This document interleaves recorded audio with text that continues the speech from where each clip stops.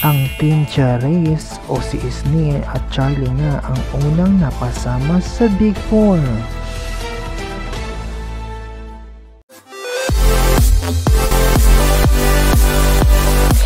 Sino kaya sa mga natitirang duos ang magiging maswerteng makapasok? Sino kina Ralph and Will, Dustin and Bianca, Brent and Mika, River and AZ?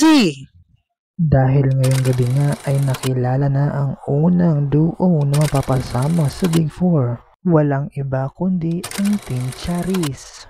Sino ang inyong paborito sa Pinoy Big Brother Celebrity Collab Edition? For more videos, just don't forget to like, share, and comment, and don't forget to subscribe!